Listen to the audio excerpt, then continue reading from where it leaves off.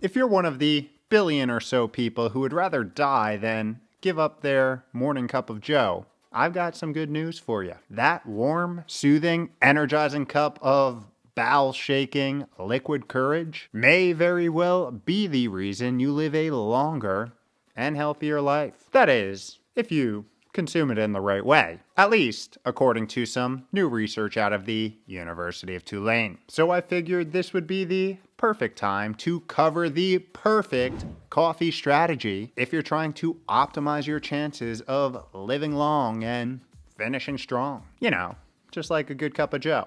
Let's go. Yo, yo, yo. What is up? Welcome back to another week of How to Health. My name is Kevin. I run LiftandBalance.com, where we take aim at all things health and longevity and do it in an odd, weird, interesting, and highly sarcastic way.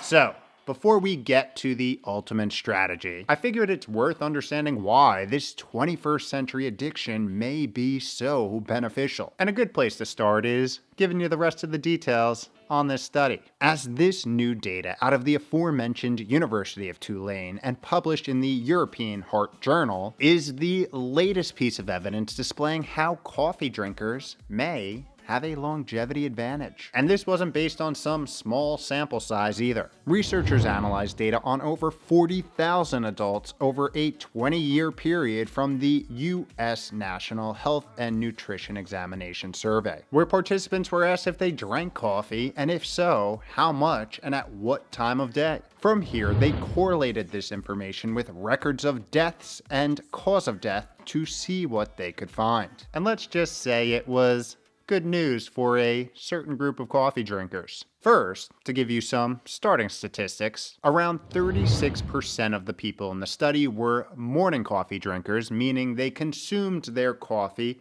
typically before noon. 16% of people drank coffee all throughout the day. You know who you are. And 48% were not coffee drinkers, which, I don't know about you, but seems like some people were lying here, because the latest data suggests that over 70% of Americans drink coffee daily. Anyway, here was the eye-opening part of the study. They found that morning coffee drinkers were 16% less likely to die of any cause and 31% less likely to die of cardiovascular disease compared to people who did not drink coffee. Whoa, I know. However, when the comparison was made between all-day coffee drinkers and non-coffee drinkers, there was in fact no reduction of risk. Now, when researchers looked into the dose, they observed some more unexpected things. Primarily, that morning coffee drinkers benefited from lower risks, whether they were moderate coffee drinkers, 3 or less cups a day, or heavy drinkers, more than 3 cups a day. But there was less of a benefit for light morning drinkers, meaning people who drank 1 or less cups of coffee each morning, leading the researchers to conclude this is the first study testing coffee drinking timing patterns with health outcomes. Our findings indicate that it's not just whether you drink coffee or how much you drink, but the time of day when you drink the coffee that's important. Pretty interesting, I know. Now, I do want to call out that this is observational epidemiology based off some self-surveys. Surveys which are often not 100% accurate for a lot of different reasons. So a study like this is not a standard to establish a causal link. However, it is a moderately good way to identify population-based trends. So take these results with a grain of salt, primarily in your morning water before your coffee.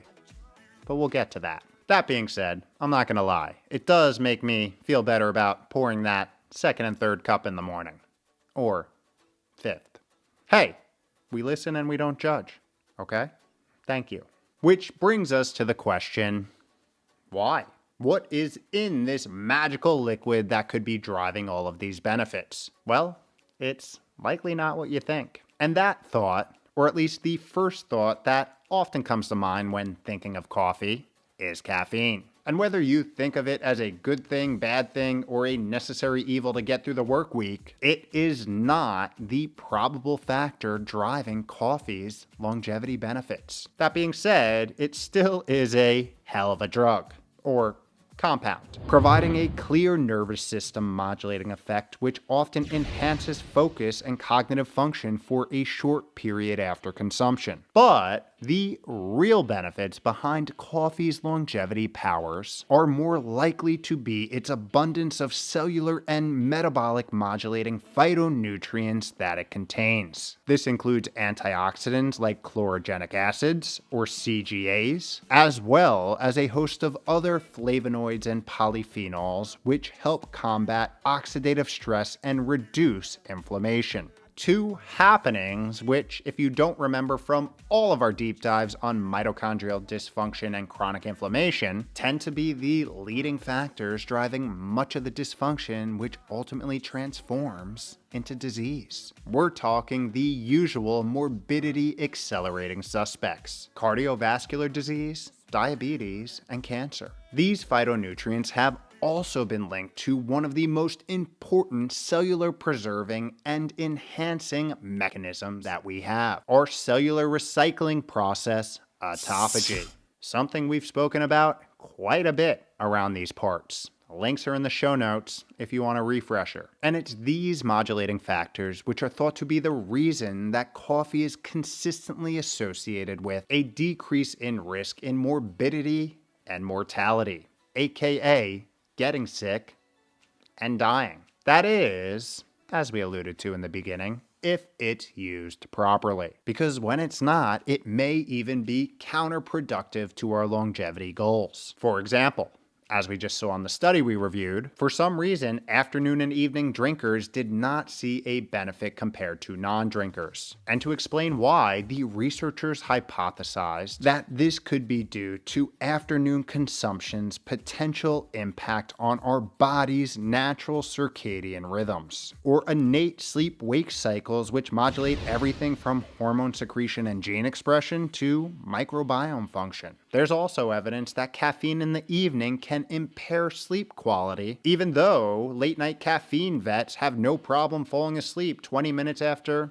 drinking an espresso. And of course, there's also the unhealthy use of deploying caffeine to cover up sleep deprivation, which, as we know from the How to Sleep playlist, is a losing longevity proposition, as chronically deprived sleep impacts cellular function and efficiency in some pretty serious ways. And caffeine only temporarily blocks our natural sleep pressure, setting you up for a hell of a crash afterwards. Lastly, we cannot forget the biggest and most common problem with drinking coffee. Its often transformation into a soft drink, with the equivalent fat and sugar content to a milkshake, as sugar consumed in the form of liquid is atop the worst things you can consistently do for your cellular and metabolic health, with one of the few things that can actually make it worse being adding alcohol, as we discussed here.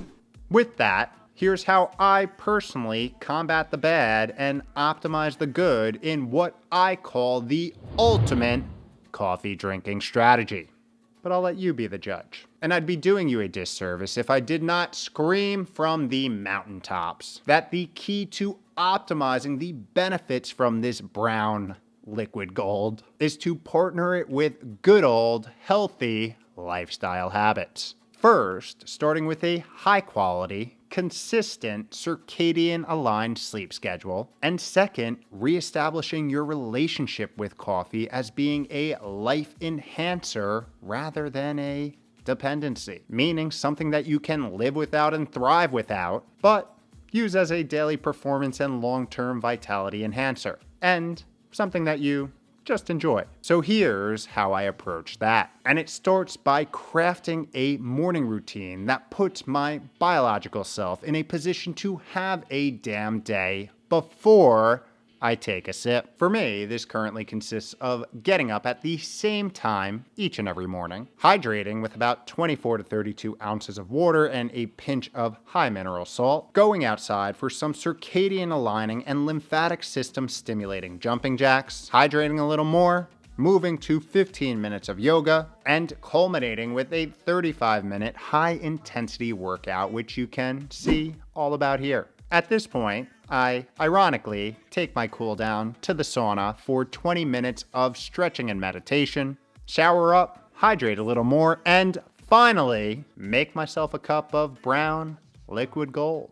Now, obviously you don't have to do all this. I'm just walking you through how I approach optimizing coffee's effects by only consuming it when I'm in a good biological state and creating a non-dependent relationship with it. Which brings us to the more general, tactical, strategic tips. First, as mentioned, don't make it the first thing you do when you get up. Morning hydration, sunlight, and movement will always be a better biological kickstarter than coffee. So aim to do all three of these before you grab the mug. And no, this does not mean an elaborate 2-hour morning routine is necessary. 15 to 30 strategic minutes is perfect. Even a 10-minute walk outside sipping water will work wonders. And when you get to the coffee itself, make sure you source and prep it in a way which optimizes its benefits. Starting with the bean. Because just like any other plant, coffee can be sprayed with harmful pesticides and insecticides like glyphosate, while also being a common breeding ground for mold, which is an obvious health and longevity killer. So, I like to buy organic, single-sourced, third-party mold-tested whole beans, grind them each morning, and brew using a plastic-free pour-over into a glass or stainless steel cup using an organic bamboo filter. This is to avoid any of that nanoplastic runoff or chemical leak, two things which become more prevalent when plastic and hot liquid meet. Next, as we discussed, but worth calling out again, don't turn your coffee into something that will inch you closer to becoming insulin resistant and developing fatty liver disease each day, aka making it a sugar and fat riddled soft drink, because those milkshakes and hot chocolate with caffeine certainly work against coffee's longevity powers. So here I go full psycho and drink my coffee black. And I gotta say, I really enjoy it. Now, a little milk and sweetener here is fine too. Just be careful. Another reason that I prefer to drink it black is that I strategically place it at the end of my 18-hour overnight fast. Why, you ask? In hopes that it will help supercharge all of the cellular and mitochondrial recycling that's going on. And speaking of timing, another key part of my strategy is to cut off the caffeine at least 10 hours before bed. This is because caffeine has a half-life of 3 to 7 hours, meaning it takes that amount of time to break down half of this potentially sleep-disrupting compound in your body. So, to reduce its circulating supply to around 10%, it could take anywhere from 9 to 21 hours. Another reason you want to cut it off early is the potential circadian disrupting factors at play, as we saw in this research today. So giving yourself an early cutoff time can go a long way in ensuring that you are putting your body in a position for high quality sleep and a position to wake up ready to have a damn day in the morning, after your morning routine, of course. Finally, I put a cap on cups. No, not literally, although it's probably a good safety practice. What I mean is I limit myself to 3 to 4 cups a day, or 24 to 32 ounces. Because let's be honest, if we need more, we probably got to take a look at our daily habits and adjust them to be more naturally energizing. Additionally, this will help you avoid those caffeine jitters, circadian disalignment, and sleep impairment. And that's it. And since we're done with the ultimate strategy, I kind of have a confession to make. This probably isn't the perfect ultimate strategy. Not because it isn't effective, but because biological perfection looks a little different for all of us. And there are a lot of personalized factors which influence the perfect strategy for you, making it slightly or very different than the perfect one for me. These tips were just some strategic considerations that hopefully help you optimize this drink's powerful effects. And I'd love to hear if you have any additional hacks that make your experience better. So drop them in the comments below. The coolest part of all this is the fact that this may be one of the only times that one of the world's biggest addictions actually has the potential to extend its health and vitality, which is pretty freaking amazing. But to ensure that happens, we all just got to apply that owning your health governance layer on top, making sure that its powers are being used for good rather than a jittery sugar high of sleep-deprived evil. Hey, we've all been there. Good drinking. Just